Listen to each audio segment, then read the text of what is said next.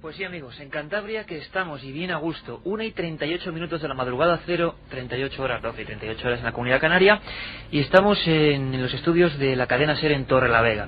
Y siempre con esa sensación cotidiana para este equipo, cotidiana y gratificante, de sentirse entre amigos, y en una tierra que queremos y que sabemos que nos quiere. Buena muestra de ello han sido la increíble acogida, de verdad. No se puede, no sabemos, y no sé personalmente como director de este equipo cómo mostrar el agradecimiento, cómo ver ahí los cientos de personas que había en la Casa de Cultura de Torrelavega, la gente de pie, la gente sin ver nada casi. Carmen, buenas madrugadas. Buenas madrugadas, Iker. Pues sí, la verdad a ti, tú tienes todavía cara de estar pasando el puerto del Escudo, ¿eh? O sea, ahorita te ha costado. Sí, a mí me ha costado ese puerto lleno de niebla, lloviendo. Hemos llegado, la verdad, que un poco mareadillos. Porque el puerto se las trae, pero bueno, tan a gusto ya estamos aquí en la cadena SER de Torrelavega y con un montón de amigos. Iker, como decías, en la Casa de Cultura se ha llenado, la gente está ansiosa por saber misterios, por conocer más acerca de casos extraños, y lo está demostrando con estas jornadas, que si no me equivoco ya son 23 años los por que eso se estamos llevan aquí organizando. Por eso estamos aquí, 23 años. años. Yo creo que no hay ningunas jornadas en España, bueno, creo no hay ninguna congregación de gente heterodoxa tan longeva. 23 años, ni más ni menos, que hablando de misterios, difundiendo misterios, y eso hace que Cantabria, y nos lo preguntaban hoy por la tarde, sea una tierra muy especial, no solo por su pasado, no solo por su tradición, no solo por las condicionantes de ese paisaje, que yo he venido aparte, he venido un poquito antes que Carmen y Javier Sierra y un montón de amigos que estamos aquí estos días, y venía por ese puerto, Carmen, y yo venía viendo la niebla que me ha pillado, la lluvia, ese paraje, y decías, caramba, no me extraña que en esta zona existan tantas tradiciones, exista, no voy a decir un miedo, un respeto también al entorno, y haya tantos casos que, amigos, os lo aseguro, esta madrugada toda la cadena SER no os podéis perder.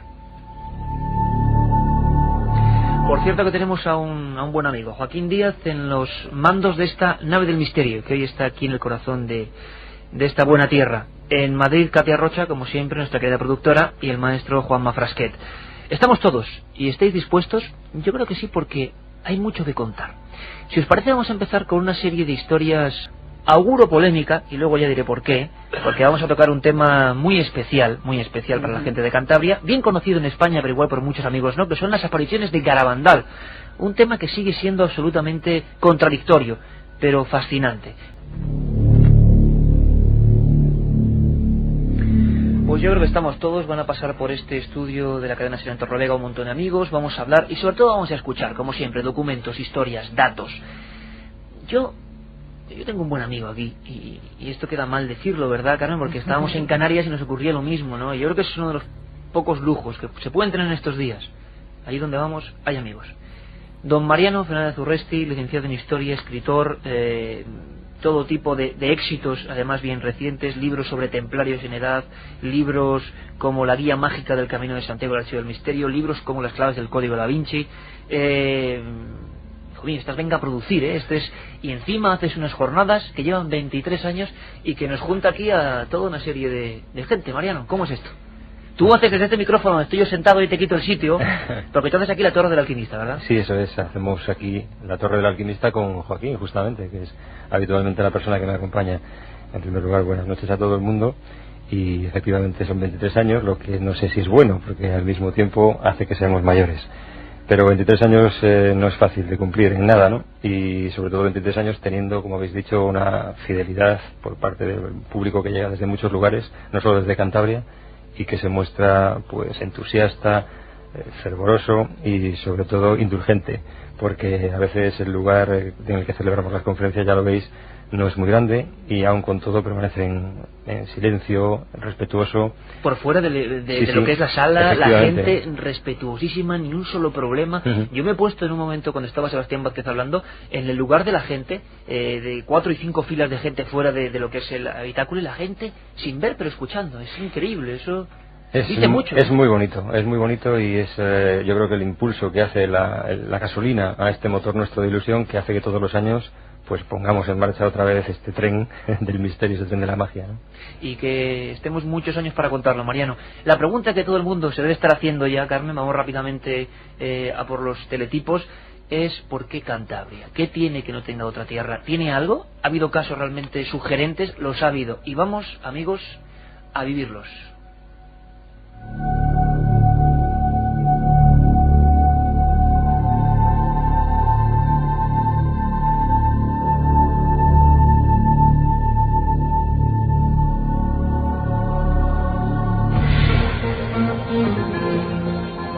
La otra realidad. Milenio 3. En la cadena SER.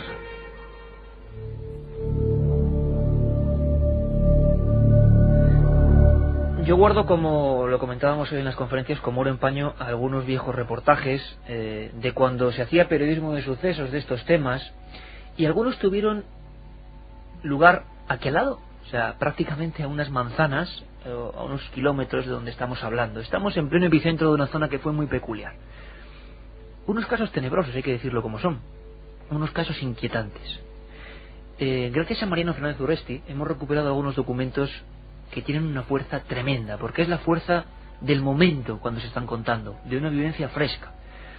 Para mí es un caso clásico. Ocurrió en un pueblo llamado Escalante, un antiguo pueblo minero, sobre todo con una gran tradición minera. En la madrugada de uno de los primeros días de julio del año 76, Miguel Ángel Ruiz Samperio y Margarita Cajigas van a tomar el 850 que les conducía el vehículo a la empresa de magnetos FEMSA en Treto. Es una noche más, una de tantas. Y la escena que podíamos contar es la de una mujer aterrorizada tomando la manija plateada de ese coche. Se ha quedado helada. Algo ha cambiado por completo en su vida y la manera de ver lo que es la realidad. Dentro del propio casco urbano de Escalante hay una figura. Esta gente ni creía ni dejaba de creer, simplemente se encontró con aquello. Era la madrugada. ¿Qué hacía esa figura? Era una especie de gigante. Escuchamos, y escuchadme atentamente, amigos, este documento con la fuerza del testimonio vivo. Una cosa muy rara, que tenía forma como de hombre, de persona, pero a la vez era muy extraño, o sea, muy delgado, y en fin, que me sorprendió. Y yo calculo que de 3 metros a 3,5, bastante alto. Y me llamó mucho la atención porque era muy delgado, o sea, tenía forma como de ser una persona, pero a la vez, pues no sé, un objeto pues muy raro, que no sabíamos lo que era. Andaba así muy... Vamos, yo le quise ver un poco de perfil, porque yo cuando me dirigí al coche estaba justo frente mirando para la carretera, por donde él salió, y yo le vi que salía y que muy lento se fue dándose media vuelta, entonces ya luego giró por toda la carretera de espaldas. Bueno, pues era la primera fase sonora de ese encuentro. Un encuentro que, como siempre, cambia la vida de una gente. Podíamos ubicarnos, Mariano, dónde ocurre esta especie de visión. Luego describiremos perfectamente ese individuo. Es uno de los casos clásicos, podríamos llamar ufología, yo no sé qué llamarle a esto. Podríamos decir que es un caso de otra realidad, ¿Sí? Que convive claramente con la nuestra. No sabemos si tenemos que efectivamente vincular el incidente y el personaje al clásico fenómeno ovni o no. El suceso ocurre, como has comentado, en Escalante. Es un pueblo que está muy próximo a Santoña y que es esa zona fértil en este tipo de incidentes. No lejos de allí esta isla, y el propio Escalante y un hermano de esta testigo fue también protagonista involuntario de un incidente también muy curioso años después, con presencia de más de una veintena de humanoides pequeñitos. O sea, que no era desconocido ese tipo de incidentes. No, y ya te digo que por alguna razón que a mí se me escapa, es una zona esta que podríamos denominar caliente, ¿no? Y como tú has comentado, pues era una madrugada como otra cualquiera, pero de pronto, súbitamente, esa normalidad se ve vulnerada, impúdicamente, ¿no?, por ese extraño sujeto que nadie podemos catalogar claramente ni como humano ni como otra cosa distinta. Un gigante como un sacerdote y con un silencio sepulcral y entrando dentro del casco urbano. Sí. O sea, más absurdo imposible. Es imposible, ese es el tema, ¿no?, que parece a veces como que este tipo de sucesos se construyen en torno a un escenario onírico, y que parece representarse esa obra de teatro solo para sus ojos, es decir, para los ojos de los testigos, ¿no? ¿Qué pinta ese hombre allí o ese ser allí? Nunca lo sabremos. Lo que sí es cierto es que dejó una huella indeleble en el alma, podría yo decir, de Margarita, que al día de la fecha yo creo que no se le ha olvidado, por supuesto, y ni se le va a olvidar. Pero Mariano, hay un dato más. Lo hemos dicho, eran 2 personas y uno puede pensar alucinación, una compleja visión casi digna de un espejismo. No, había otra persona y Margarita nos lo cuenta. Vamos, y le estuve observando y se lo dije a Miguel, al compañero. Dice, mira qué es lo que ha salido por allí, ¿qué será? Y Miguel Ángel estaba para arrancar el coche y no le llegó a arrancar. Me dice, pues si yo también lo estoy mirando, qué cosa más rara. 2 personas, no solo una, viendo la misma figura. Una descripción que salió en la prensa de la época, año 76, era: caminaba como los astronautas en la luna. No parecía algo físico, y estamos ya con el problema de siempre, parecía algo etéreo, ¿no? Algo que no tenía una corporeidad. Pero encima, Mariano, tú sigues investigando la historia y empiezan a aparecer, aunque tuvieron miedo, y esa es otra historia de cómo trataron el tema los medios de comunicación, hubo más gente esa noche en Escalante, hablamos de plena alta madrugada, casi las 5 de la mañana, que ven el transitar de esa figura desde diferentes perspectivas. Eso es cierto, es como si la escena, que ya hemos descrito totalmente absurda, tuviera diferentes directores filmando desde distintas cámaras la misma escena, ¿no? Y la pregunta sigue siendo siempre la misma: ¿por qué esa noche? ¿Por qué este sujeto? Y sobre todo, ¿por qué ese lugar? Porque evidentemente, si quería mostrarse, pues no era probablemente el sitio más poblado de Cantabria, ¿no? Y sobre todo, porque es en esa zona tanta incidencia de sujetos de esta índole, ¿no? Tan altos, y mostrando, digamos, una visión absolutamente absurda del mundo cotidiano. Se llegó a pensar incluso, Mariano, si no me equivoco, se llegó a especular con una persona con zancos, incluso creando algún tipo de ilusión óptica. Claro, pero ¿por qué? Y que esa es la propuesta, ¿no?, final. Es decir, ¿por qué, incluso en el caso de una burla, se va a actuar de esa manera y eligiendo a 2 testigos tan al azar como eran Margarita y su compañero de trabajo? Nunca tendremos explicación de esto, como probablemente de muchas otras cosas, ¿no? Pero sí es cierto que Cantabria es rica en incidentes con presencia de humanoides de una gran altura. Casos como este que vamos a seguir indagando y muchos más. Algunos, intrigantes es poco, porque vamos a contar la historia que también dio la vuelta a España en su época, de los hermanos Ruiz Oribe. El titular decía algo así como: en la época, Santander, : un extraterrestre en la ventana. Vamos a escuchar la voz de esos mineros. Carmen, por cierto, 7640, sorteamos 3 libros de misterios de la Iglesia. La gente está ya preparándose. ¿Qué dice? ¿Qué pregunta? ¿Qué sugiere? Qué lista que es la gente. Nos preguntan por unos casos, fíjate. Rubén de Ciudad Real nos dice: ¿vais a hablar del caso de José Saiz en el puerto de Alisas? Bueno, lo tendremos que recordar, es verdad. Otro clásico, encuentro en la carretera, y terrorífico, porque imaginaos lo que es ir con creo que era un Renault 4, si no me equivoco, Mariano, por un puerto como es el puerto de Alisas, que tiene, claro, su miga también en plena noche, y encontrarse un individuo que está a un lado de la carretera, iba a decir el arcén, pero ni siquiera arcén, a un lado de la carretera, y que parece una cosa realmente extraña y que marca otra vida. Buenas madrugadas, nos dice otro amigo. Me gustaría saber si el Vaticano ha reconocido las apariciones virginales en Cantabria. Bueno, eso para la segunda hora, que va a ser fuerte con ese asunto. Lo dejamos en incógnita. Soy José de Lorca. ¿Habéis oído hablar del misterio de Saltacaballos en Cantabria? Saltacaballos, Mariano. Bueno, Saltacaballos es un puerto de carretera, un puerto que está algo de este tipo. Está en la frontera entre Cantabria y Euskadi, ¿no? Es la antesala a Euskadi, pero no es exactamente a qué caso se refiere el oyente. Pues es la interactividad total. Si ese oyente sabe más cosas, si alguien sabe más cosas, el 640 palabra milenio, queremos que usted investigue. Enhorabuena por escoger esta tierra tan hermosa y misteriosa como es Cantabria. La conozco y es inquietante para la vista, nos dice Ricardo de Burgos. Y otro amigo nos pregunta: hola, me gustaría saber cuál ha sido el misterio más impactante de Cantabria. Ahí tendríamos, yo creo, que una dura pugna. Por ejemplo, los que vamos a contar hoy, los que vamos a intentar, no solucionar, sino mostraros. Porque, ¿cómo era ese ser? Julio de 76, Escalante. 2 personas como cualquiera de vosotros, como cualquiera de nosotros, y que ven una visión extrañísima, un ser muy delgado. ¿Os imagináis por un momento la visión? Un ser muy delgado, casi esquelético, con una especie de capa, y que va vagando, más que andando, y cuyo cráneo, cabeza, lo que fuera, estaba muy próximo a una altura del primer piso, un piso que está a 3,27 metros. Escuchamos a Margarita Cajigas. La otra realidad. Milenio 3, en la cadena SER. Yo recuerdo que le quise ver en un momento determinado, tenía pues, no sé, por aquí adelante tenía como una cosa blanca y por aquí le caía algo sobre los hombros. Pues no sé, eso decían que si igual era el pelo, yo no, era una cosa como muy lacia, muy caída a los hombros. Y arriba llevaba, en la cabeza llevaba pues, yo no sé lo que llevaba, una cosa redonda como esfalescentes, blancas, como el brillo, como las matrículas de coche que por la noche brillan, así.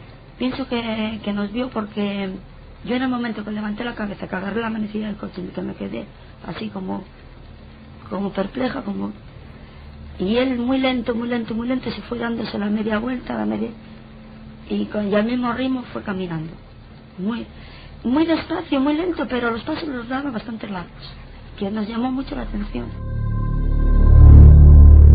Como para no llamar la atención, desde luego, encontrarse con algo ¿qué fue de la vida de estas personas, Mariano, en el sentido, y que se me entienda, psicológico casi? Porque no se puede comprender la vida igual, si tú lo has visto. No, y es más, estaba recordando hace unos años que se produjo esta grabación, estaba recordando la tensión nerviosa que sufría Margarita mientras nos lo contaba, mientras reconstruía el suceso de aquella noche. O sea, volver a recordar siempre es recordar el miedo. Sí, efectivamente, porque para ella no fue una experiencia en absoluto tranquilizadora, todo lo contrario, la marcó para mal psicológicamente hablando, anímicamente a lo largo de su vida. Y como te decía, pasados unos años, cuando hacíamos esta grabación allí en su casa en Escalante, el miedo se podía palpar en la sala de la casa de Margarita. Pues don Mariano Fernández Urresti es una persona que lleva muchos años, pero también hay que decir que por cualquier motivo que se nos escapa, desde casi los años 50, con algunos de los pioneros de estos temas, como Manuel Pedrajo, pues se ha empezado una investigación, se ha empezado una coherencia, digámoslo así, de lo extraño en Cantabria. No mucha divulgación, no es tan anormal, sobre todo en algunos años, ver este tipo de casos, este tipo de historias. Y Mariano tiene muchos casos en la Faltriquera, algunos, como decíamos antes, y que incluso se adelantaban los oyentes en el 7640, como el caso de Alisas. Yo no lo he querido decir, porque la gente va a decir, caramba, es que en Cantabria se ven cosas muy raras, pero son casos que incluso en muchas ocasiones llamaron la atención de la Guardia Civil. Por ejemplo, yo me acuerdo en Escalante que cuando fuimos a investigar allí, había casos previos, incluso del año 12, mucho antes de que se hablase de estas historias. Mariano, por ejemplo, ese hombre, José Saiz, va con un coche, yo he dicho que ve a alguien, pero no fue exactamente así. Ese alguien llegó de algún lado, ¿no? Vino aparentemente volando. Era un ser que daba la impresión de ser medio ave, medio ser humano, por decirlo de alguna manera, y efectivamente toma tierra, al modo que lo podría hacer un gigantesco águila, en un paraje absolutamente desolado. Apenas se ha iniciado el descenso del puerto de Alisas en dirección hacia Liérganes, para que nuestros oyentes que son de Cantabria se sitúen, muy cerca de donde ahora hay un monumento al ciclista. Y en ese lugar, a mano derecha de la carretera, aparece este misterioso personaje, como he dicho antes, pues eso, una especie de mezcla de hombre y aguilucho. Creo que recuerdo, además con el mismo terror de estos testigos, y en el lugar de los hechos nos comentaba que en un principio pensé que era como una manta que volaba. Eso es, pero hay una cosa muy curiosa, tanto en el caso de Escalante como en este que estás comentando, existe una segunda conexión.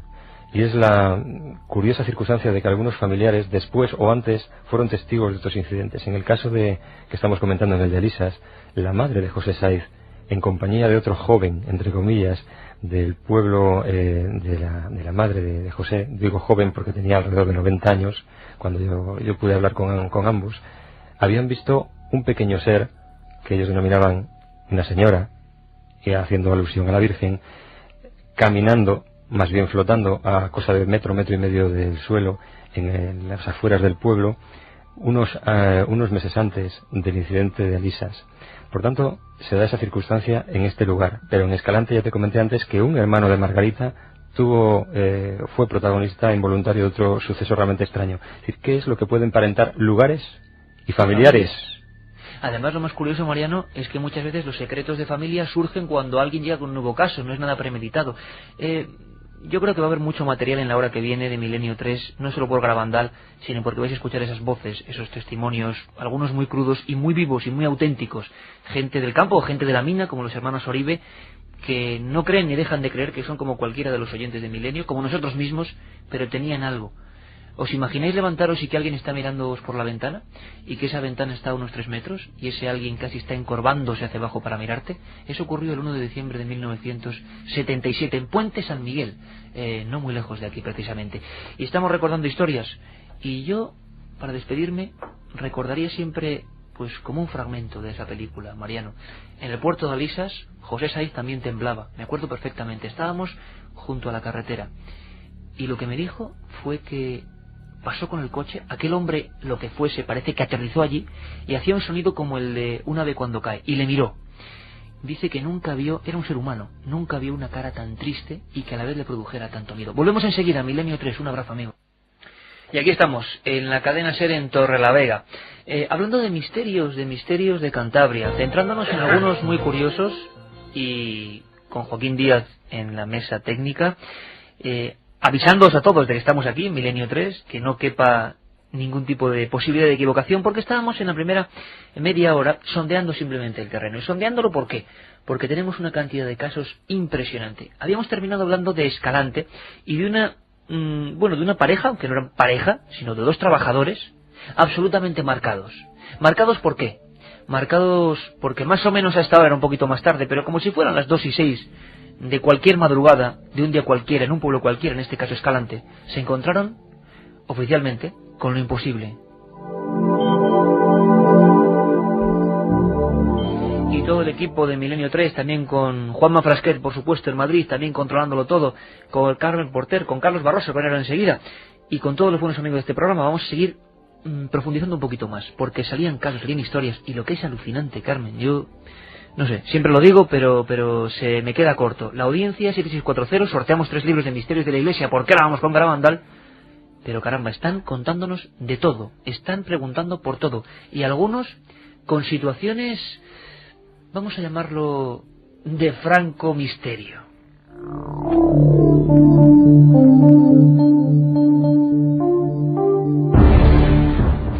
Esto es Milenio 3, son las 2:07 y es lo que dice y escribe la audiencia. Pues sí, querido, no me gustaría encontrarme en la piel de este hombre que nos dice: voy en un coche fúnebre, cargado, camino de Madrid, voy más solo que la una por Albacete y con estas historias no dejo de mirar la carga.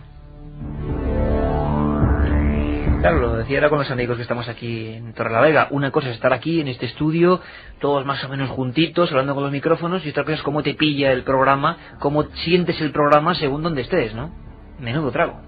Pues sí. Nela nos dice: hola, soy de Cantabria y vivo en Getafe. ¿Qué podéis decir de las desapariciones de la Peña Cabarga? Gracias por llevarme a casa. Bueno, ahora vamos a hablar con gente que realmente, desapariciones o más bien apariciones, diría yo, ocurridas en una zona misteriosa. Se habla de zonas muy concretas aquí, se habla también de Peña Sagra. Es un sitio que cuando hablas con los investigadores de la zona siempre surge Peña Sagra. Bueno, pues hoy en toda España vamos a conocer por qué sí y por qué no se habla de ese tema. Y a ver si saben algo también nuestros amigos que nos dicen: hola, soy Pepe de Santander. ¿Es cierto que en el Faro de Santander se oyen voces, ya que allí en la guerra civil tiraban a personas vivas? Mariano Benadorreste, compañero, que está aquí con nosotros.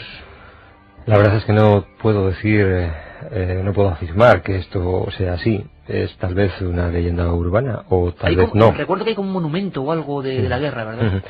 Lo que sí es cierto es que aquí, como en otros muchos lugares de España, desgraciadamente, la historia pues se escribió a veces con sangre, ¿no?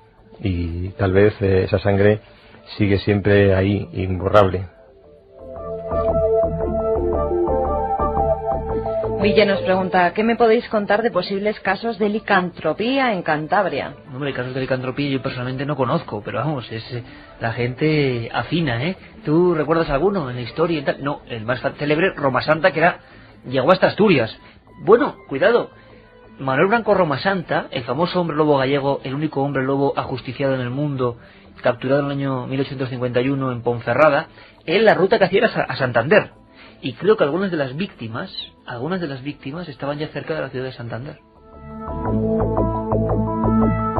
Yo José María Lleida nos dice, ¿no creéis que estos casos de apariciones extrañas podrían tener que ver con dimensiones paralelas? Bueno, no sabemos ni casi queremos saber. Lo que queremos es escuchar, Carmen. Seguimos ahora con más mensajes. 7640, palabra milenio. Porque Mariano, que es licenciado en Historia, que es el promotor de estas 23 jornadas ya, 23 años, ni más ni menos, jornadas de realidades en Torrelavega, que estamos aquí porque es un acontecimiento único, y por eso Milenio está aquí, para ayudar a que todavía esto tenga mayor difusión si cabe, y que sean muchos los amigos que sepan que en Torrelavega se está haciendo una apuesta por estos temas con rigor, y eso siempre hay que dejarlo muy clarito.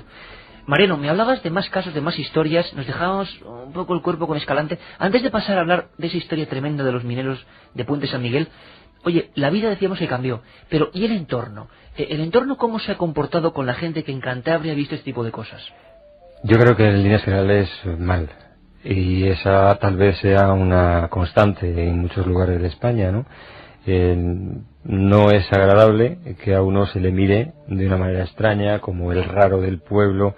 Luego lo comentaremos tal vez con el caso de Emilio, y tal vez eso hace que otros testigos prefieran guardar el anonimato, aunque te cuenten su experiencia, o eso imposibilita que podamos tenerlos, por ejemplo, en algunos casos en los programas en directo, ¿no?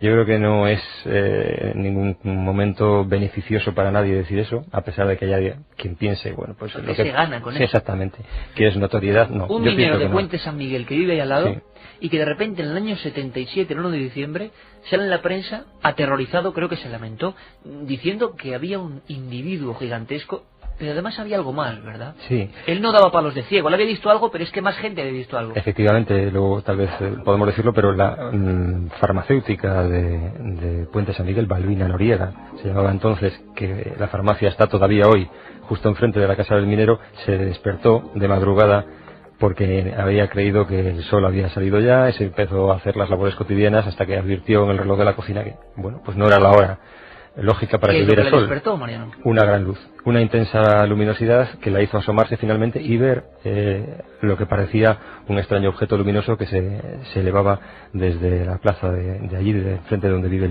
el minero. Tenemos un lugar muy próximo a Torrelavega, una zona fabril, una zona industrialmente poderosa, y un minero que va a contar una historia, sinceramente, igual de absurda que la de Escalante, y por eso con el mismo marchamo de autenticidad.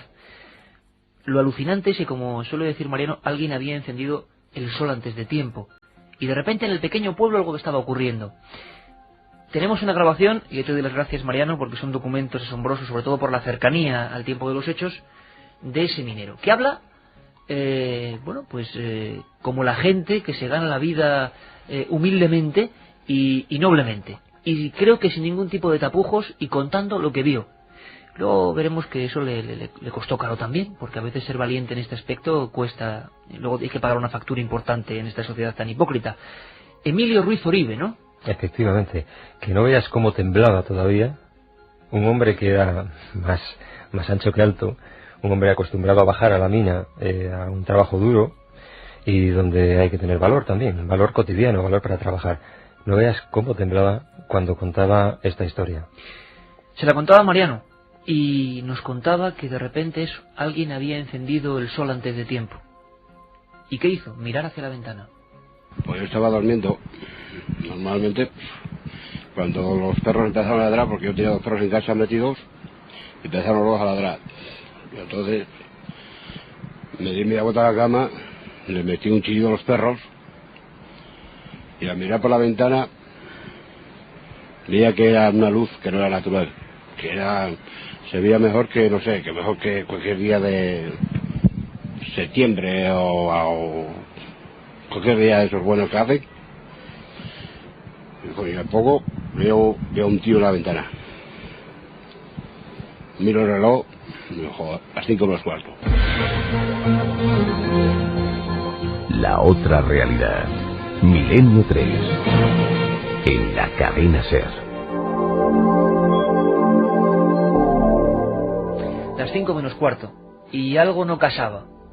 Él llegó a pensar, Mariano, que venían a recogerle para la mina a su hermano, que era alguien que le avisaba, y de repente es consciente de la altura a la que está el hueco, porque era un hueco realmente esa ventana, ¿no? Sí, era una pequeña ventana y claro, evidentemente él se da cuenta de lo que tú acabas de comentar, de que, bueno, aquella cabeza que se asoma por la ventana corresponde a un cuerpo, a una persona, a un ser que está agachado y que una vez que se eleva tiene una altura realmente considerable, ¿no? Pero como bien comentabas, él inicialmente pensaba que se había dormido, que estaban llegando tarde a trabajar, ¿no? Hasta que, como él mismo acaba de comentar, ve la hora y no corresponde lógicamente la hora a la luz que había en la calle. Pero claro, hay que situarse en la escena en su justa medida y imagínese cualquiera de tus oyentes, pues bueno, que abre los ojos y lo primero que se encuentra, porque la ventana la tenía justo encima de su cabeza, esos ojos siniestros que te están mirando y cuya naturaleza desconoces. De arriba abajo, además, es decir, te está mirando en un aspecto de superioridad. Efectivamente. La descripción que da de este ser, lo mismo, un marchamo tan absurdo como en Escalante, ¿no? Pero yo creo que todavía más absurdo, si cabe, porque o sea, le llega a ver el pelo, es un ser humano, o sea, lo que ve no es algo etéreo en este caso. Y con aspecto negroide y creo que hasta una especie de bigote, ¿no? Una cosa absolutamente absurda. Es el teatro del absurdo, que es generalmente el que alrededor del fenómeno ovni se suele tejer. Además, lo más curioso y lo más significativo es que Porta, nos lo va a contar él, pero Porta una especie de, bueno, en la descripción de este minero, una especie de guerrera militar, lo que puede ser un uniforme muy ceñido. ¿Qué pinta un individuo de este tipo en Puente San Miguel después de que algunos testigos observen esa luz? Y otra cosa muy importante que siempre ha ocurrido con estos casos, Mariano, y es la agitación total de los animales, ¿no? ¿Se correspondía aquí también? Sí, la agitación de los animales y después la agitación del corazón de Emilio Ruiz-Uribe, un hombre, como he descrito antes, grueso, que está acostumbrado a bajar a la mina y, sin embargo, el terror que le produce a aquel ser es tal que trata de meterse debajo de la cama.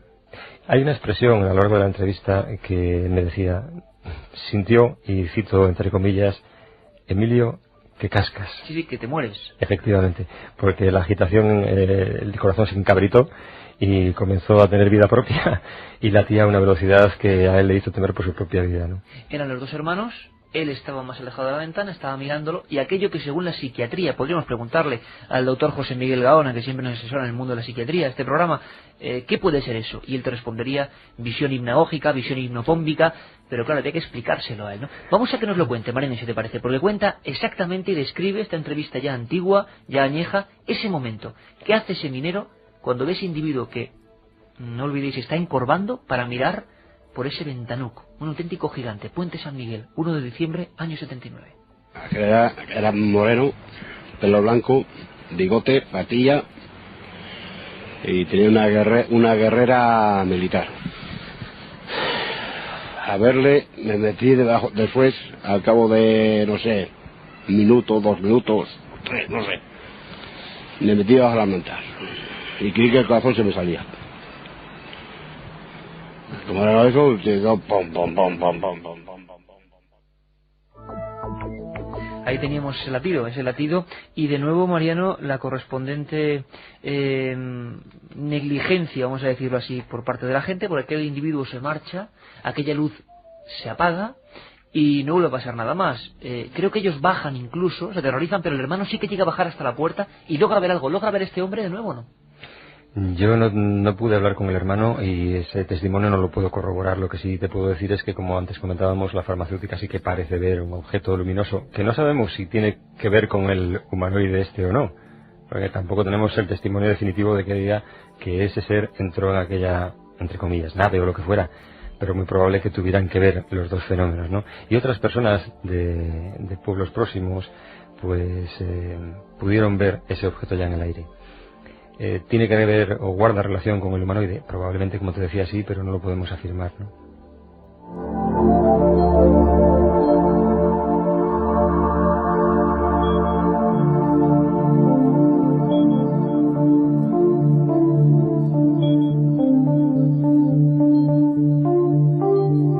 Vamos a marcharnos rápidamente a lo que es otro asunto que para muchos es la otra perspectiva del cristal, la otra cara de la moneda, pero para muchos es la misma moneda, que es el fenómeno de las apariciones marianas, siempre tan polémico y que tan pocas veces hemos tocado en Milenio. Pero antes, Carmen, muy rápidamente y casi en refilón en titulares, en Teletipo, ¿qué ha opinado la gente de todo esto que estábamos contando? Hay gente muy asustada, Iker. Es que no se puede con estos casos y Bueno, según en qué hay que sitios ponerse en el estén. pellejo de Emilio Ruiz Oribe o de Margarita Cajigas o de... Sí, pero o en el pellejo de Jesús, desde Martorell, que nos dice: estoy en un hospital abrillantando el suelo y hoy me toca al lado de la morgue. Bueno, la verdad es que son situaciones... Y sigue leyendo Milenio y no lo quitan, ¿eh? Sí, hay Esto es incluso una especie de... gente que nos dice que no puede escucharnos más, pero que no puede dejar de escucharnos, que qué hace, que... Que no lo hagan, porque... O sea, que no dejen de escucharnos, ¿eh? Que no hagan lo de apagar el receptor. Esto es como Germán de Argumosa en su época, que era un genio, y que él decía: me vais a permitir la broma, ¿no?, en este momento, porque sabes que a veces hay que relajar, porque hay gente que lo pasa mal, de verdad, no somos conscientes. Germán de Argumosa, que decía: queridos amigos, con esa voz que ponía él, si son sensibles, apaguen su receptor. Pero él lo decía porque era un genio, es un genio, y sabía que nadie iba a apagar el receptor. Así que os digo lo mismo, compañeros. Mati desde Benavente nos dice: ¿pueden influir las creencias de los pueblos antiguos en estas apariciones? Buenas madrugadas. ¿Qué me podéis decir del sacristán Pedro Higuera? Gracias por el programa. Caso de Isla, os lo prometemos en la última recta del programa. Otro ser de este tipo, idéntico a Escalante, idéntico a Puente San Miguel, dentro de un campanario, motivó una investigación de la Guardia Civil, año 76, el día de Todos los Santos, y Pedro Higuera Pérez lo vio en horizontal, Un amigo que es un poco escéptico y nos dice: ¿no será algún tipo de alucinación todo esto? ¿No será? ¿Será? ¿Y por qué en esas condiciones y esa gente y en esos momentos? Estoy solo en un centro comercial a oscuras. Se dicen muchas cosas sobre las apariciones. A ver quién da la ronda esta noche. Os acabo de descubrir. Amigos de seguridad, esperamos tenerle más días con nosotros. Que les mandamos un abrazo a todo el gremio de la seguridad, de las gasolineras, de las ambulancias, de los hospitales, que son los fieles, ¿eh? Y un amigo que es vecino de San Sebastián de Garabandal y hoy ha estado escuchando tu conferencia, Iker. Uy, va. Pues que esté atento. O Pues que que nos esté- llame también, pues que si esté sabe atento. algo de las apariciones, que nos Bueno, escriba. 7640, palabra clave de Milenio, espacio y lo que queráis. 3 libros, Misterios de la Iglesia, donde va la historia de Garabandal. Tenemos otro invitado, otro amigo. Mariano, ¿queréis decirme algo? Sí, un breve apunte por asustar más. Ya que estamos emparentando casos y geografía, digamos que... En el caso de Oribe, no me lo digas. En el caso de Oribe. ¿También? Sí, no hablamos de hermanos, sino de emparentando lugares. A poco más de 800 metros de la casa de Emilio Ruiz Oribe, años 70 y tantos, nuestro testigo está en la cama leyendo el periódico Pueblo. Es Semana Santa y junto a él está durmiendo su esposa. En un momento, Un testigo que no podemos darlo por no la puedo, importancia que tiene. Efectivamente. En un momento dado, en la habitación, a los pies de su cama, aparece un ser vestido con una túnica de unos 3 metros de altura, que no dice nada, pero que evidentemente su sola presencia ya grita mucho. El señor que estaba leyendo el periódico no consigue despertar a su esposa, pero sí que siente cierta amenaza ante la presencia de ese ser, de ese no invitado, de ese visitante de dormitorio, y trata de agredirle. Bueno, no trata, le agrede. Salta hacia él, pero cuál es su sorpresa al descubrir que le atraviesa literalmente, que aquello parece una holografía y él acaba topando con la pared de la habitación. ¿Quién era aquel invitado inesperado que aparece a los pies de la cama del matrimonio? A 800 metros. Y a unos pocos más, a unos cuantos kilómetros, aquí se alza una zona mágica. Se llama Garabandal. Le voy a pedir a Joaquín Díaz que, con los mandos de la nave del misterio, nos dé paso a otra historia. Cambiamos el tercio, diría el maestro Molés, y nos vamos a un lugar mágico y polémico. Atentos todos. San Sebastián de Garabandal.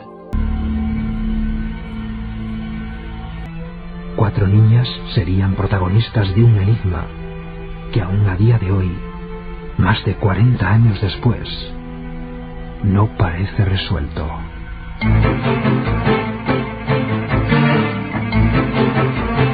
Visiones divinas, muertes extrañas, apariciones en mitad de los caminos, éxtasis incomprensibles para la ciencia, fenómenos físicos que asombraban a las grabadoras y viejas cámaras de televisión.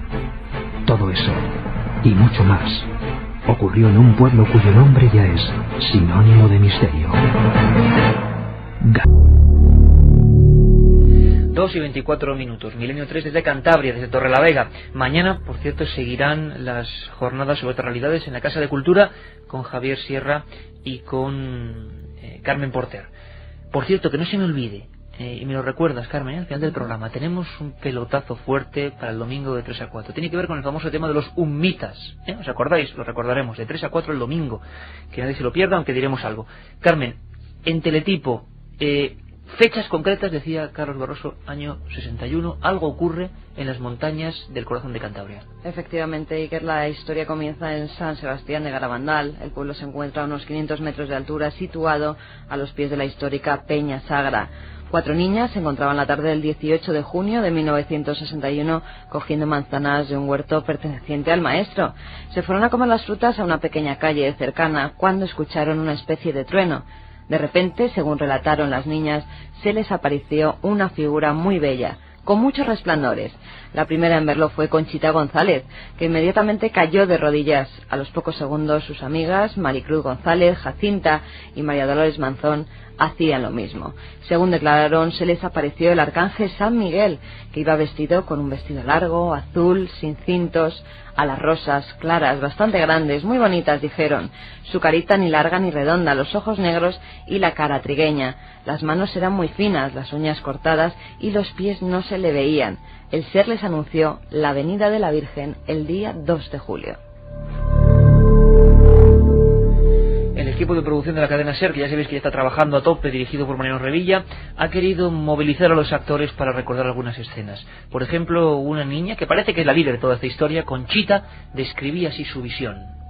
Se me apareció una mujer muy bella, con muchos resplandores que no me lastimaban nada los ojos. Las otras niñas, al verme en ese estado, creían que me daba un ataque, porque yo iba con las manos muy juntas. Cuando ellas ya iban a llamar a mi madre, se quedaron en el mismo estado que yo, y exclamamos a la vez: ¡un ángel! ¡Un ángel!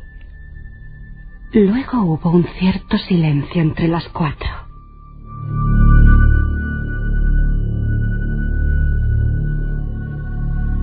Bueno, una visión. La gente diría, ¿puede ser lo que estábamos hablando antes? ¿O depende de la interpretación que uno le dé? Enseguida en Garabandal se pasó a hablar de la Virgen. Y fenómenos sorprendentes. Me gustaría que escucharais, por favor, este pequeño documento, porque es una de las escritoras más prestigiosas de este país, innumerables premios, una persona de la alta sociedad, Mercedes Salisach, ha hecho novelas imprescindibles. Bueno, pues ella fue a Garabandal.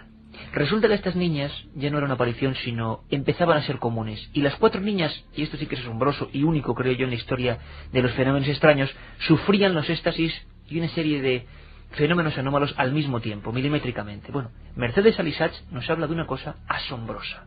Y ese mismo día, me parece que fue cuando yo vi a Loli echada en el suelo y de repente, en éxtasis, empezó a levantarse. Entonces su padre me dijo, coja su bastón y páselo por debajo y verá cómo no hay nada debajo. Efectivamente, así lo hice. Y entonces vi que no había nada que la aguantara, estaba en el aire. Y de repente empezó a bajar despacito y se volvió a quedar en el suelo.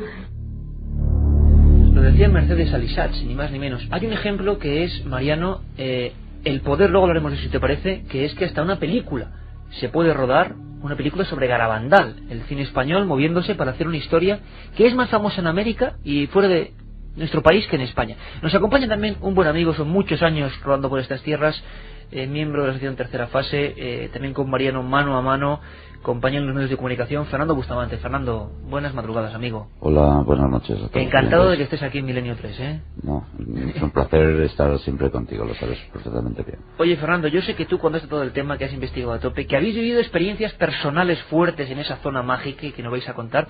Hay una gran polémica. Vamos a ver, la gente está diciendo, son unas niñas que ven una visión y luego unas niñas que sufren fenómenos que ahora vamos a comentar. Incluso levitaciones. ¿Es cierto que esto se produjo? ¿Que esas niñas tuvieron fenómenos paranormales? Fuera la Virgen, no fuera la Virgen, fuera lo que sea. Esas niñas, las 4 a la vez, hay documentación gráfica de todo ese proceso, ¿no? Sí, así es. Hay una cinta grabada por la BBC en su época que recoge todo tipo de fenomenología que las niñas experimentaban. Es cierto que es así. ¿Cuál sería la más fuerte? Esto lo ha contado Mercedes Salisach, yo creo que es absolutamente insuperable. Levitación. Llegaron algunas de las niñas...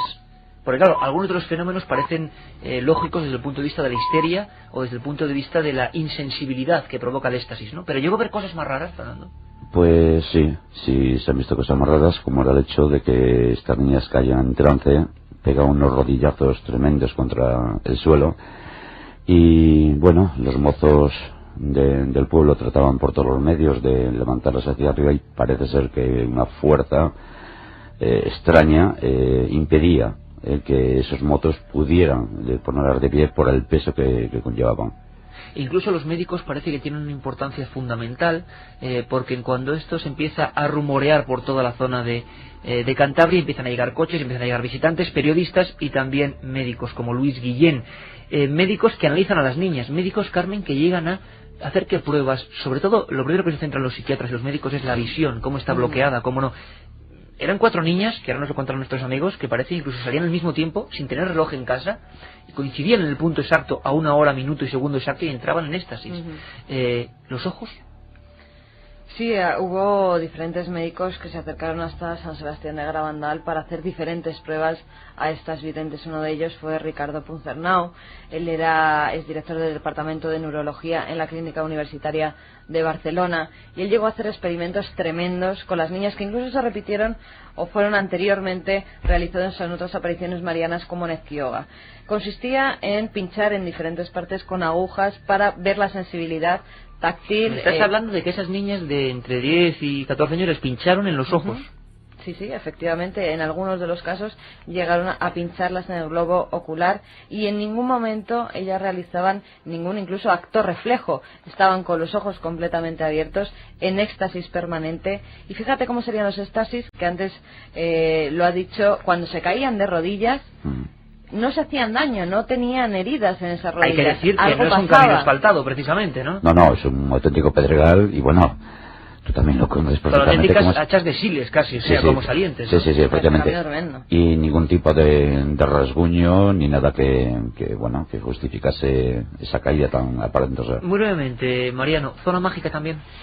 Sin duda, yo creo que ese es el componente que aún no hemos citado de los sucesos de Garabandal. Yo creo que, para que la gente se sitúe, estamos, como tú decías, muy cerca de Peñasagra. Estamos en una zona de... ¿Peñasagrada? Exactamente, en una zona de brumas, de druidas, de muérdago, en una zona siempre a la sombra de los tejos milenarios que eran los árboles sagrados de los antiguos cántabros. En definitiva, siempre al abrigo de las cajigas, de las hayas, de los robles. En todo ese ambiente es donde tal vez haya que situar la aparición de esa señora, que podía ser interpretada como la Virgen, pero también, quién sabe, como la presencia de esa fuerza de la naturaleza que trato yo de describir poéticamente con esas cosas que acabo de citar. No lejos de allí también está la Virgen de la Luz, y todo eso yo creo que hay que situarlo en el mismo contexto. Es tal vez inevitable recordar que los sucesos fundamentales tienen lugar alrededor de unos pinos. Sabemos que siempre esta señora, a la que la Iglesia no sabe muy bien cómo tratar, si como amiga o como enemiga, siempre da la impresión de tener que ver con la naturaleza, con los árboles, con las fuentes, con las cuevas. Todo eso yo creo que hay que tenerlo en cuenta también en este incidente. Además también es una zona, creo recordar, por lo que estuvimos allí viendo en Garabandal, que es una zona también donde se han visto luminarias, donde se han visto eso continuamente objetos volantes no identificados. Hay un montón. Permíteme una cosa, por favor, una cosa, porque era cientos de miles de amigos, están muchos de ellos oyendo Garabandal por vez primera. Me vais a permitir una pequeña pausa, y le pido a nuestro amigo Joaquín que nos va a recordar una especie de dramatización. Hemos dicho que tenemos unas niñas que ven un fenómeno extraño, que son niñas pequeñas, que no tienen un sentido cultural importante y que empiezan a sentirse enviadas. A diferencia de otros casos, Fátima, Lourdes, lo que demuestran estas niñas es un fenómeno físico real, analizado por médicos, sí. Vamos a ver cómo lo vivieron esos médicos. Nos lo cuenta el equipo de la cadena SER de producción.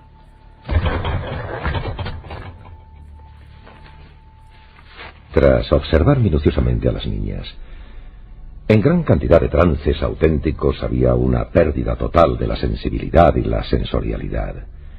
Cambios notables en el tono muscular, extraordinaria resistencia a la fatiga y gran profusión de parafenómenos que se ofrecían al observador.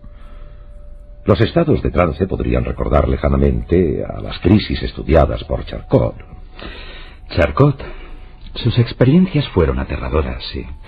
¿Se repiten acaso aquí los arcos histéricos típicos? Eso podría darnos una explicación. No, disiento de esa afirmación, querido colega. Estas chiquillas no eran histéricas. Tampoco se trata de un caso de catalepsia. Doctor, sí. ¿Y la heterohipnosis ¿Podría darse en este caso? Oh, por favor, ¿se refiere a la presencia de alguien capaz de hipnotizarlas a distancia? De eso no, de ningún modo. Ya sabe que ha habido incidentes bien estudiados en los... No, descartado. Hemos comprobado que las 4 videntes de Garabandal no son sujetos hipnotizables. Entonces, esto es un verdadero problema. Con franqueza, no sé qué rumbo puede tomar todo esto. No sé qué diagnóstico se dará a todo esto, pero me parece que los hechos que aquí estamos viendo están al margen de lo científico. ¿Insinúa acaso que hay que hablar en clave de lo sobrenatural? ¿Quién sabe, don Antonio? ¿Quién sabe? De momento este informe quedará bien guardado aquí, al final del archivador. La otra realidad. Milenio 3, en la cadena SER. Pues como siempre, Primitivo Rojas, Jacinto Montes de Oca y toda la gran banda en el buen sentido, por supuesto, del equipo de producción de la cadena SER, haciéndonos vivir esa conversación de 2 médicos, podían ser Puncernau y Guillén, Carmen, diciendo, caramba, ¿qué está pasando con estas niñas? Algo asombroso. Por cierto, nos están preguntando, ¿cómo sonaban esas niñas? ¿Qué decían esas niñas? Esta escena es de esa película de la BBC que comentaba nuestro amigo Fernando Bustamante, grabada en el año 61, las 4 niñas al mismo tiempo, de rodillas, con la cabeza girada, en ocasiones ojos en blanco, y cantaban rezos. Este es el sonido. Ruega por nosotros pecadores, ahora y en la hora de nuestra muerte. Amén.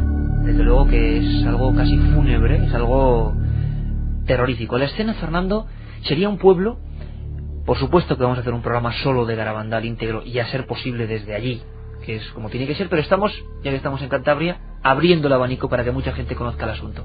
Fernando, no es un pueblo cualquiera, era el último pueblo de esa región, un pueblo donde nunca había pasado nada, ¿no? Sí, efectivamente, es un pueblo donde finaliza la carretera, se encuentra el pueblo y hay que volver porque ya no hay otra posibilidad de caminar hacia allá arriba. Pues la verdad, en aquella época es muy complicado el realizar un montaje de estas características. Yo lo descarto por completo, pero yo tengo serias dudas porque hay un día que se queda en el aire, es decir, entre el primer día que se produce ese estruendo fuerte y al día siguiente, cuando se le aparece el arcángel, hay un día en blanco. Y es la incógnita lo que a mí me preocupa y siempre me ha preocupado en este fenómeno. Hay un día en blanco, en blanco, completamente en blanco, que no sucede absolutamente nada. Fernando, déjame que te pregunte una cosa. Da la sensación a los que somos de fuera, yo he estado con vosotros 7 o 8 veces en Garabandal, sí, así es. Hemos vivido muchas cosas en Garabandal, os voy a ser muy sincero y quiero que me lo expliquéis. Fernando y Mariano, da la sensación de cara afuera de que hay como un secreto, como algo que no se acaba de contar. Siempre son voces que no acaban de llegar hasta el fondo, que te cuentan una cosa y esconden otra. Y de repente alguien menciona el tema y lo más probable es que no te quieran hablar, cuando ha cambiado la vida de ese pueblo. Sí, por completo, ya te digo que hay un secretísimo tremendo. ¿Por qué? Pues no sé si por intereses a lo mejor tal vez económicos, podría ser. No sé si porque el pueblo en su día, bueno, pues como carecía de una carretera, carecía de una serie de servicios. Era la Cantabria más profunda, ¿no? Sí, por supuesto, claro. Entonces, nadie discute de que el fenómeno existió y que realmente se dio y que realmente esas niñas lo padecieron sobre sus propios cuerpos, ¿no? Pero yo pienso que hubo algún espabiladillo, entre comillas, que bueno, de ese tipo de fenómeno, en un principio para mí totalmente paranormal, se aprovechó. Yo estoy completamente convencido cada vez que analizo más la situación. ¿Se aprovechó? Yo creo que sí. Eso va a dar mucho que hablar. Mariano, se aprovechó, ha dicho Fernando, fenómenos económicos, y vosotros habéis estado media vida indagando por ahí. Ahora si va uno a Garabandal no se encuentra ese pueblo, ¿no? Bueno, se encuentra otra cosa. Efectivamente, es que hay que dibujar por completo la escena o el lugar. Efectivamente no solamente era la Cantabria profunda, era la Cantabria más profunda. Allí no había carretera asfaltada, la hubo después del incidente. Para llegar de allá arriba, entonces las cosas no eran tan sencillas como lo son ahora. y es cierto que existe un raro ambiente en el pueblo, pero también es verdad que es posible que ese raro ambiente provenga del tratamiento que en algún caso algunos medios de comunicación, siempre estamos ahí, algunos medios de comunicación han tenido para con este fenómeno y para con las familias de las niñas que han sufrido aquella experiencia. Eso por un lado. Luego es cierto que ha habido una serie de movimientos, digamos, extremos de la Iglesia que se han adueñado o han querido adueñarse de lo que allí ocurrió. ¿Por qué? Porque era una cosa como muy bizarra, muy visual, muy fuerte. Sí, efectivamente, y que, bueno, pues como sabéis, la Iglesia no admitió finalmente estas apariciones, pero sí hay quien las ha hecho suyas, diciendo que ellos también forman parte de la Iglesia. Y esa gente que hoy en día organiza verdaderamente excursiones hacia lo divino en determinados fines de semana de cada mes, esa gente no tiene nada que ver con el sentimiento que el pueblo sigue otorgando a lo que allí ocurrió en los años, a comienzos de los años 60. Es decir, habría que discernir claramente el Garabandal antiguo del de hoy. Exactamente. Y también eso es otra de las razones por las cuales el pueblo se siente encerrado en sí mismo y en su propio secreto. Es probable que aquello, para entenderlo hay que vivirlo, ¿no? Y conocer un poco a la gente. Y después hay que añadir a todo eso una suerte de fenómenos singulares. Entonces lo apuntabas, o Carmen, hablando de luces, nosotros hemos hablado con personas que han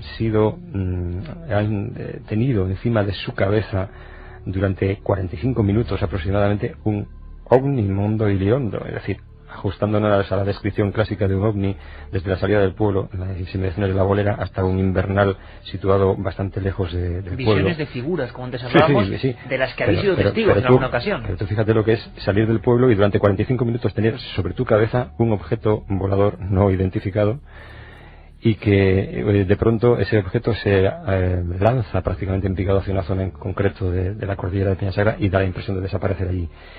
Luego hay multitud de fenómenos luminosos que han sido, incluso Fernando los ha filmado en vídeo.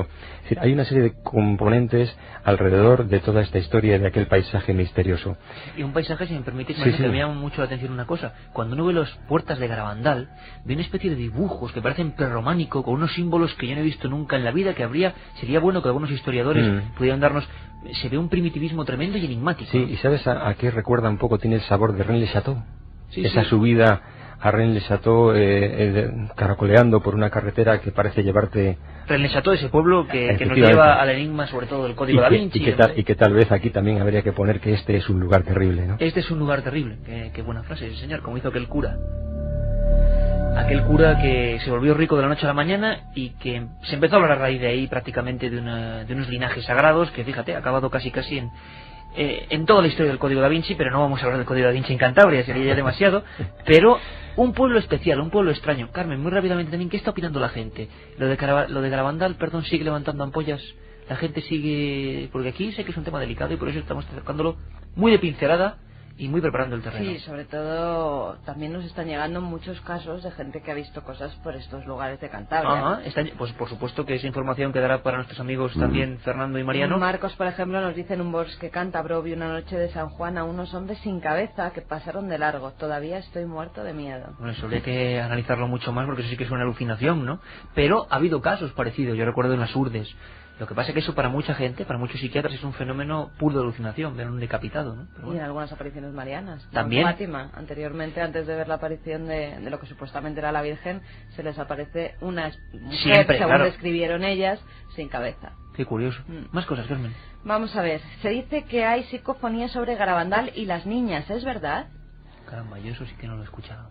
Sí, a mí me ha llegado esa información.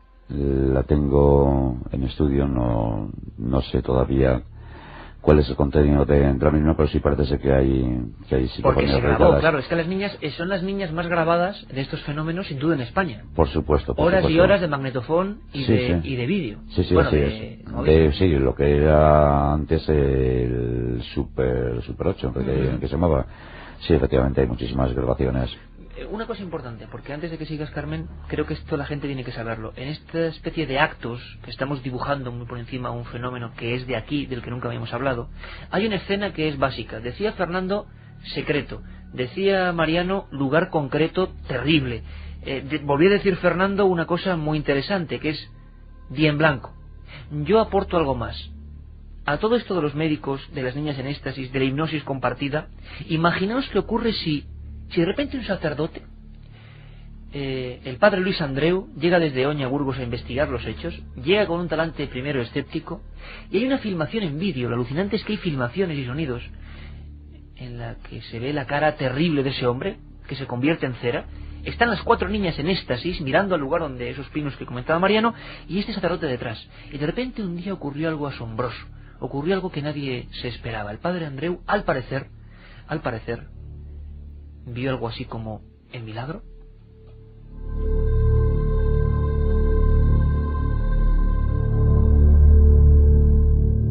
Las incisiones más dolorosas, las sacudidas más bruscas, las quemaduras son inútiles para despertarlas. Con frecuencia, los ojos conservan su actividad, pero es para fijarlos sobre una visión divina, con una vivacidad que parece agrandarlos considerablemente. No perciben nada de las cosas materiales, como he podido comprobar, pasando bruscamente por delante de sus ojos abiertos una luz o cualquier otro objeto, sin que se produzca el más leve movimiento en sus párpados o en sus pupilas. Esto solo tiene una explicación: auténtico milagro. La otra realidad. Milenio 3. En la cadena SER. La iglesia ha investigado a aquellas 4 niñas. ¿El padre Andreu tendrá un final, vamos a decir, trágico o no? No lo sabemos. Ahora lo comentaremos. Lo cierto es que su hermano, doctor en teología, Ramón Andreu, lo vivió con él. Vivió aquellos momentos con él. Nos lo cuenta. Yo fui testigo de muchísimos de los éxtasis, digamos, llamémoslos así, de las niñas. Y vi cosas, oí cosas sorprendentes, especialmente cuando se referían a mí. Como por ejemplo, cuando estando Jacinta y Loli en éxtasis, yo pensé en mi interior, como prueba, si es verdad esto, que una de ellas vuelva en sí. Inmediatamente una de ellas volvió. Yo me quedé sorprendido y enseguida pensé, bueno, pues si esto es verdad, que entre otra vez en éxtasis. Inmediatamente entró.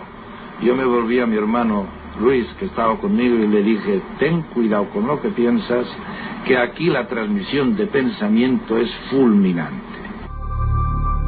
Transmisión de pensamiento fulminante. Esas niñas eran capaces de, parece ser, ejercer cierta telepatía.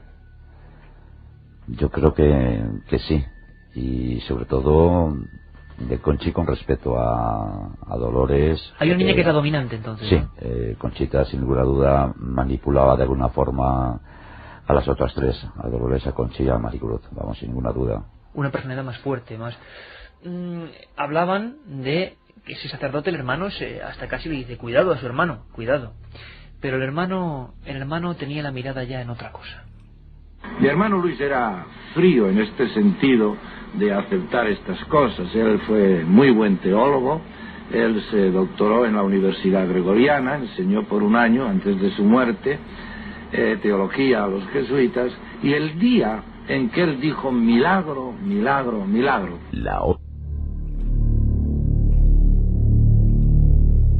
Milagro, milagro, milagro, lo dijo el padre Andreu.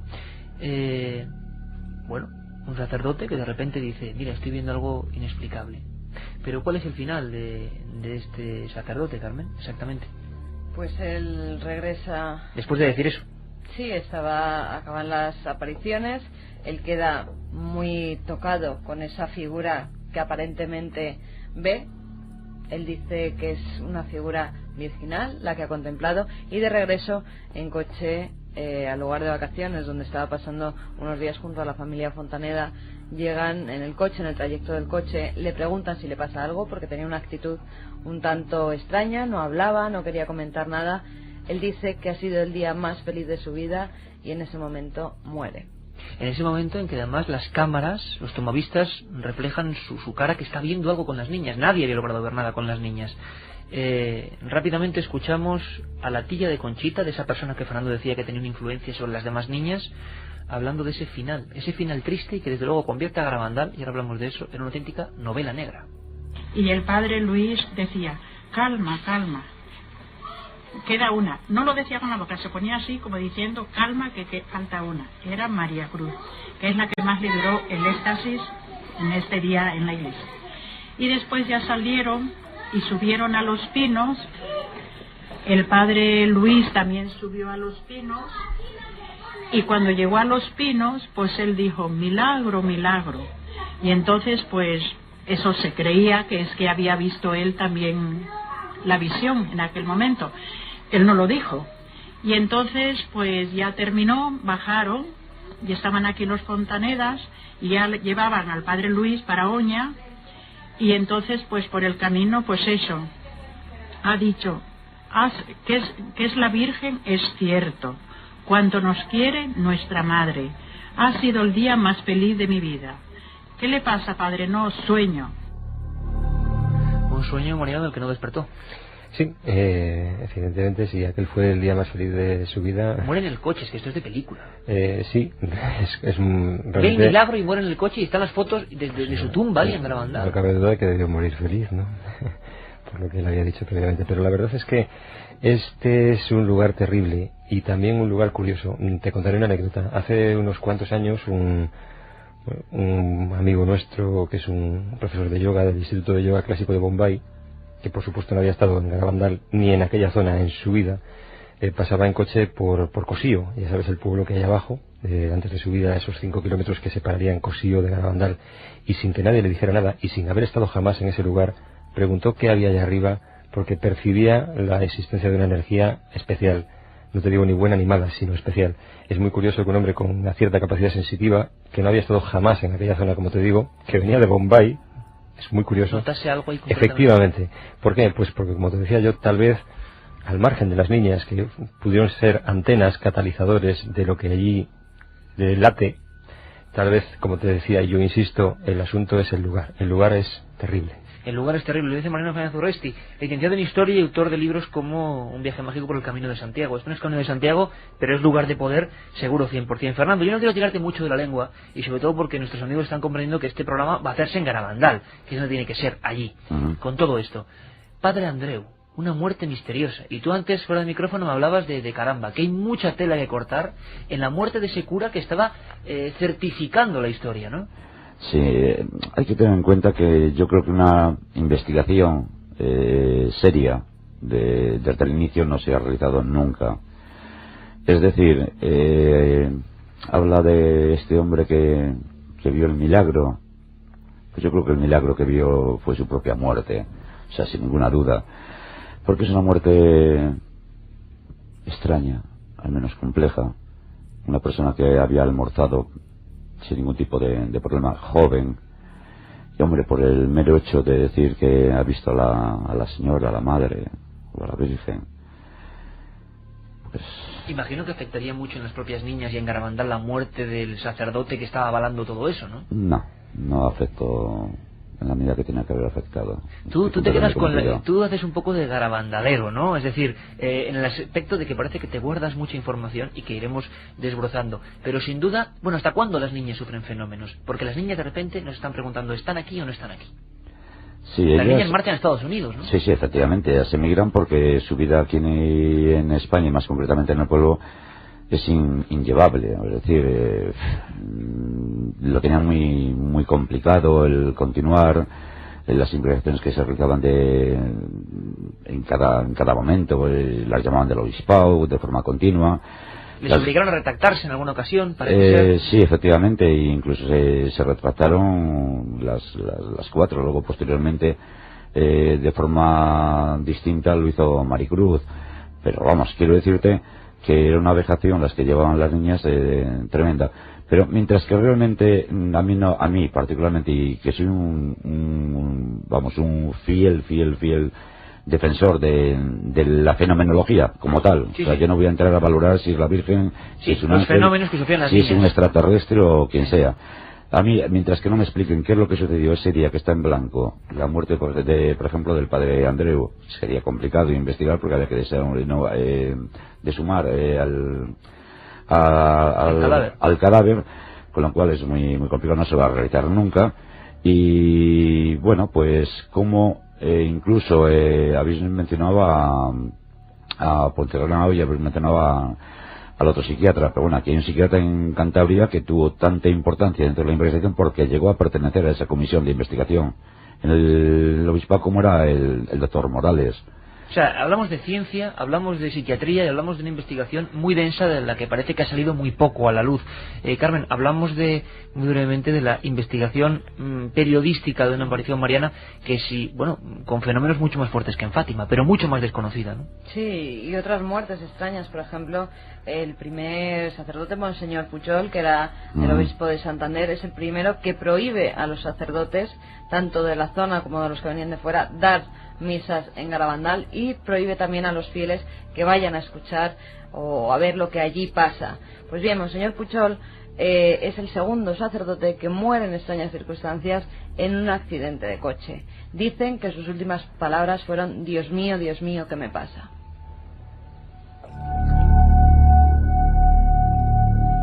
Realmente esto es tremendo, no solo Andreu, sino otros sacerdotes.